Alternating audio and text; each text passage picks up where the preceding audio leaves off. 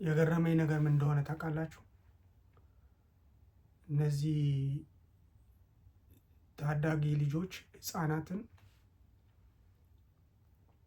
ለሚውዚክ ኢንዱስትሪ ለዘፋኝ አሳልፎ የሚሰጡ ሰዎች ናቸው። ዛሬ ለነሱ ነው እኔ ልናገር የመጣሁት ማለት ነው። እና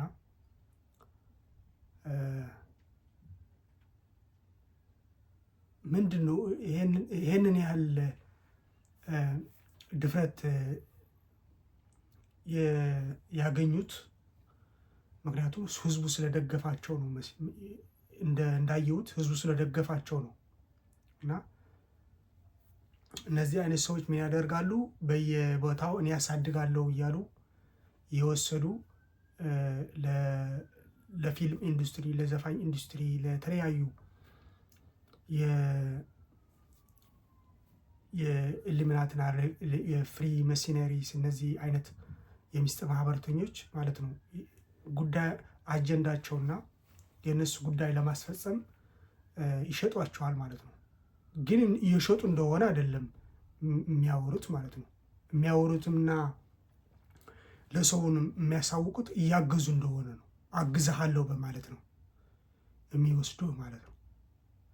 ከተለያዩ ቦታዎች የሚወስዱ ከተለያዩ ስራ ቦታ እየሰራ ሳለ ከዚህ የበለጠ ስራ አለልህ ና አልውሰድህ ስራ ብሎ ነው የሚወስዱ ማለት ነው። እና እነዚህ የሚስጥር ማህበረተኞች የተደራጁትን በምንድን ነው መሰላችሁ? በሆምለስ በሚባሉ ወይም ደግሞ የጎዳና ተዳዳሪ በሆኑ ልጆች ናቸው። በፊት የነበሩት ጎዳና ተዳዳሪ ነው። ከዛ በኋላ ቲያትር በሚል አርት በሚል አሰማሯቸው ማለት ነው። በየቦታው አሰማርተው በጀት በጅተው ምናምን ሲያሰማራቸው ያው ታውቃላችሁ ሁሉንም ነገር ይሸፈንላቸዋል። የቤት ኪራያቸው ምናምን ያን ነገር ከተሰጣቸው ደግሞ ምንም ግድ የላቸውም። ለህዝብም ለሀገርም ኃላፊነት የላቸውም ማለት ነው። ህዝባቸውንም አይወዱም። ምክንያቱም እነሱ በጣም በወረደ አይነት ኑሮ እየኖሩ ስለነበረ ማን ያስብልን ነበር ከዛ በፊት ብለው ጨካኝ ነው የሚሆኑት ማለት ነው። እኛ ህዝቡ እንኳን እኛ እኮ ምንም እኮ አልራራልንም ብለው ያስባሉ ማለት ነው። ለእኛ አላሰበልንም ህዝቡ ጨካኝ ይሆናሉ ማለት ነው። በተለያየ ሀሳቦችን አእምሯቸውን በማሰብ ምንም ይፈጠር ምንም አያገባቸውም። ዝም ብሎ ነው የሚሰሩት። ህዝብ ያጥፋ፣ ልጆች ያጥፋ፣ ልጆቹ ይባላሹ ምንም አያገባቸውም እነሱ። እኛ እንኳን እንደዚህ አልነበር እንዴ? መንግስት ምን አደረገልኛል? ሀገር ምን በጣም ቸልተኝነትና በጣም እንትን ይታይባቸዋል ማለት ነው። እነዚህ አይነት ሰዎች ማለት ነው። አሁን እነሱ ናቸው አሁን ዓለምን በዝናቸው የሚቆጣጠሯት ማለት። በፊት ግን ኑሯቸው እነሱም ያወራሉ፣ ይናገራሉ። አሁን በጣም በዝና ማማ ውስጥ ያሉ ሰዎች፣ በሀብት ያሉ ሰዎች እንደዛ ናቸው። ከዛ ወደ ሙዚኩ፣ ወደ ዘፈኑ፣ ወደ ፊልሙ ምናምን ተደራጅተው ተምረው ማለት አስተምሯቸው ከዛ ተደራጅተው እየሰሩ ይገኛሉ። እስካሁንም እንደዛ እያለ እየሄደ ነው ማለት ነው። እና የሚያተኩረው ምንድን ነው? ኑሯቸው በጣም ዝቅ ባለ እነሱ ይሰራሉ፣ ወደ ኋላ እንዳይመለሱ ይሰራሉ። ማንኛውም ደግሞ ነገር ስለሚሰሩ ማለት ነው የተባሉትን ነገር። ምክንያቱም ያንን ህይወታቸው ነው የሚያስታውሱት፣ ያንን ህይወታቸው ነው የሚያስታውሱት። እና አብዛኞቻቸው እንደዛ ናቸው፣ አብዛኞቻቸው ማለት ነው በጣም ከድሃ ቤተሰብ ከጎዳና የመጡ ናቸው። የሚስጥር ማህበረተኞች የሆኑ እነዚህ ኢሉሚናቲ፣ ፍሪሜሰነሪስ፣ ባፎሚት ምናምን የሆኑ ሰዎች ልጆች ከልጅነት ደግሞ እኮ የሚገርባቸው ከልጅነታቸው ነው የሚወሰዱት ማለት ነው። የየራሱ ድርጅት አለው፣ እንደ ቻሪቲ ነው የሚቆጠረው ማለት ነው። እና እንደ ቻሪቲ ነው በየቦታው አላቸው። ከዛ ወደዛ ነው ያስጠጉሃል። ከዛ የመረጥከውን ስፖርት ሊሆን ይችላል። ስፖርቱም የነሱ ነው ማለት በእነሱ ቁጥጥር ውስጥ ነው ያለው። አሁን ስፖርት ይሻልሃል ምናምን በማለት እዛ ውስጥ ያስገቧቸዋል። ያንን ልጆች በጣም አሪፍ ናቸው ማለት ነው። ከሁሉም ሰው ጋር ይግባባሉ። ምክንያቱም አእምሯቸው ደግሞ ንቁ ነው ማለት ነው። እና እነሱም ገምተው አይተው ነው እንደዛ ልጆች መርጠው ነው እንደዛ የሚያደርጉት ማለት ነው። እና ከብዙ ሰው ጋር የሚግባቡ ልጆች ሆነው እዛ ስፖርት ቤት ውስጥ ሲገቡ ወይም ደግሞ የተለያዩ ስፖርቶች ማለት ነው እዛ ጋር ሲገቡ ከብዙ ሰዎች ጋር ግንኙነት አላቸው እነዚህ አይነት ልጆች ማለት ነው። ማንኛውም ነገር የማስፈጸምና የማንኛውም ሰውን የመስበክ ሰውንም የመሳብ ችሎታ ይኖርባቸዋል እነዚህ ልጆች ማለት ነው። የጎዳና ልጆች ናቸው፣ ያውቃሉ፣ ብዙ ነገር ያውቃሉ። ውጭ ነው በቃ ምን ተብሎ ይታሰባሉ? በቃ እነዚህ ንቁዎች ናቸው። በዛ ላይ ደግሞ የቆሙ ናቸው። በቃ በሁሌ አንድ ነገር ለማድረግ ዝግጁ ናቸው ተብሎ ነው የሚታወቁት። ብዙ ነገር ያዩ ናቸው። ከልጅነታቸው ብዙ መከራ ያዩ፣ ብዙ ችግር ያዩ ስለሆኑ ማንኛውም ለማድረግ ወደኋላ ይሉ ደፋሮች ናቸው። አንደኛ ነገር ደግሞ ወደ ድራግ ምናምን ደግሞ ይገባሉ። አልኮሊክ ድራግ አዲክት ናቸው እና ይህንን ያደረጉት ምክንያት ያው ረሃብ አለ፣ ረሃብ ለማስታገስ ብርድን ለማስታገስ በሚል ነው እና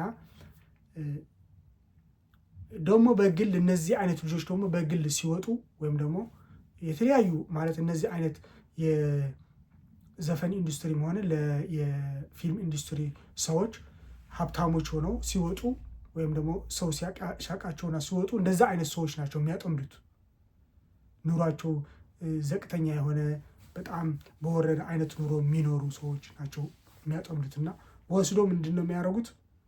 ወደዛ ነው የሚልኩት ማለት ነው። እና እኔ ግን በቃ ዋነኛው ማለት የፈለኩት ምንድን ነው ምን ተፈልገው ነው እነዚህ አይነት ልጆች ከጎዳና ይሁን ከስራቸው ተፈናቅለው ከቤተሰቦቻቸውን ለይተው ወስደው ለዘፋኝና ለዘፈኑ ኢንዱስትሪ ማስረከብ ምን ማለት ነው? ማለት እኔ ያልገባኝም እኮ በጣም የገረመኝ ነገር እሱ እኮ ነው። አንድ እኔ ኦርቶዶክስ ልጅ ነኝ፣ እኔ ክርስቲያን ነኝ ብሎ የሚያስብ ሰው እንደዛ አድርጎ በሚል በዛ ስም ተጠግቶ ልጆችን እየወሰደ ከቤተሰቦቻቸው ለይቶ ወደ ዘፋኞች ላይ የማስረከብ ይሄ እኮ እየሸጡ እኮ ነው። ልጆች እኮ እየሸጧቸው ነው፣ እውነት ለመናገር ማለት ነው። በነፃ እንደዛ አያደርግም። ማንኛውም ሰው በነፃ አያግዝም። በነፃ የሚያግዝ ሰው ቀረ። በነፃ ካገዝክ በቃ የሚሸፍበትና የሚላገጥበት ሰው ነው ያለው እና ልጆቹ ወደው ሊሆን ይችላል፣ ግን አያውቁም። ለምን እንዲያውቁ ለምን አይደረጉም? ለምን ዘፈን ምን ማለት እንደሆነ ፊልም ኢንዱስትሪ ቢሆንም ፊልም ኢንዱስትሪም በቃ የፊልሞችን የድራማ ማለት ነው። ይህንን በምን አይነት መንገድ መስራት እንዳለባቸው ምን አይነት ስክሪፕት መምረጥ እንዳለባቸው ለምን አይነገራቸውም? ለምን አስተምሮ ለምን አይሰጣቸውም? ለምን ወደ ዘፈን ዓለምስ ለምን ዘፈን እኮ በጣም እንዴ ብዙ ይባላል። ባይዘወይ በዘፈን እና በዘፋኝ ብዙ ነገር ብያለሁ። አሁን በዘፈን እና በዘፋኝ ነገር ግን አሁን ላብራራ እችላለሁ። ማለት ዘፈን ማለት በቃ ወደ ኃጢአትን የሚያስተዋውቅ ነው። ኃጢአትን የሚጠራ ነው። ወደ ኃጢአትና ወደ ጨለማ ህይወት ማለት ነው። ኃጢአት ማለት ጨለማ ህይወት ነው፣ ሞት ነው ማለት ነው። ዘፋኝ መሆን ማለት መዝፈን ማለት መደነስና መጨፈር ማለት ለሞትን መጥራት ነው። ቆመህ ሳለህ እየኖርክ ሳለህ ሞተሃል ማለት ነው። በቃ ባጭሩ ማለት ነው። ዘፋኝ ማለት ወይም ዘፈን ማለት ዘፈንን ወይም ደግሞ ለሆነ ነገር ለፍጡር መወደስና ለፍጡር መዝፈንና ለፍጡር መማረክ ማለት እንደዛ ነው። በቁመህ ሳለህ ግን ሞተሃል። ግን ቆመሃል እኮ እየዞርክ ነው እየሄድክ ነው። ግን እንደ ሙት ነህ። ሙት ተብለህ ነው የምትጠራው። ኃጢአተኛ ስትሆን ሙት ነህ። በቃ ባጭሩ እኔ ሁላችን ኃጢአተኞች ነን። ግን ደግሞ እንትን ደግሞ አለው ይሄ ንስሐ እየገባ በየጊዜው ስትኖር ያንን እንትን ሊል ይችላል ማለት የሆነ መንገድ ላይ ነህ። ሰው ይሳሳታል፣ ግን ወዲያውኑ ወደዛ ማዘንበል ግን ጥሩ አይደለም። ደግሞ በዛ ላይ ደግሞ ልጆች የሚያውቁ ልጆች ታዳጊዎች እንደዛ ማድረግ መሸጥ እና መለወጥ ይሄ ተገቢ አይደለም ብዬ ነው የማስበው። ለዛ ነው የወጣሁት እዚህ ይሄንንም የተናገርክ ያለሁት ማለት ነው። እየሸጡ ነው ልጆች ከሚያድጉበትና ልጆች ቤተሰብ የሌላቸው ልጆች ቤተሰብ የሌላቸው ማለት ቤተሰቦቻቸውን ያጡ ልጆች ናቸው እንደዛ የሚሆኑት።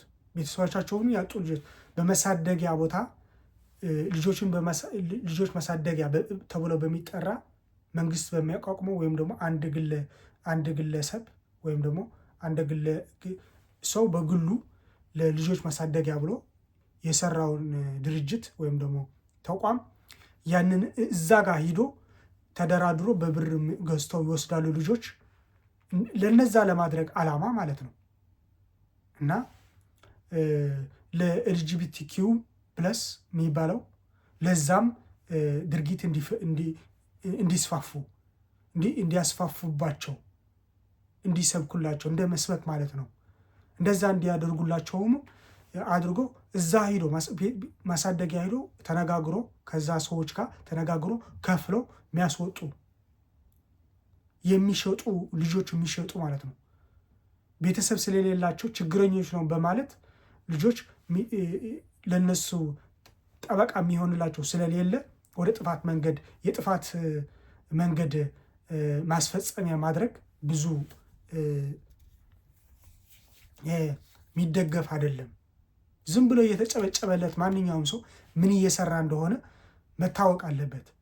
ዝም ብለህ ስታጨበጭብለት ሰው ዝም ብለህ ስትፈራው ወይም ደግሞ ብር አለው ገንዘብ አለው ዝና አለው ብለህ ስትፈራው ወይም ደግሞ ስታደንቀው ሲያደነዝዝህ እያየኸው የፈዘህ ዝም ብለህ በመልኩ በምኑ ፈዘህ ዝም ብለህ እየተሸጡ ልጆች እየተሸጡ ባንወልዳቸው እኮ ልጆቻችን ነው አይደለ እንዴ? ዝም ብሎ እየሸጡ ወደ ለዘፋኝ እየሸጡ ለዘፈን ኢንዱስትሪ የሸጠ ልጅ ዝም ብለህ ማየት ዝም ብሎ ማጨብጨብ እኔ በጣም ነው የገረመኝ። በጣም የሚገርም ነው። እና እኔ በጣም ገርሞኛል። ኤኒዌይ ለዚህ ነው የመጣሁት። እና ለምን አይቆምም ያንን ማድረግ? እዛ የሚያድጉ ልጆቹንም በጦርነቱም ሆነ በተለያዩ ነገር ቤተሰቦቻቸው ያጡ ልጆችም ለምን ትኩረት አይሰጣቸውም? ለምን ለማንኛውም የሚያግዝ ከሆነ ያግዛ። ከዛ ወዲያ መነገር አለበት። በቃ አንደኛ ነገር እኮ ሰው እኮ ምን ዓላማ እንዳለው እኮ አይታወቅም እኮ። ግልጽ እኮ አይደለም እኮ በዚህ ዘመን የሰው ልጅ ምን ዓላማ እንዳለው ዝም ብሎ እንዲህ ነኝ ብሎ ስላወራ ወይም ደግሞ ስለመሰለ ብቻ በተግባር የሌለ ነገር ለምን እንደዛ ታደርጋላችሁ?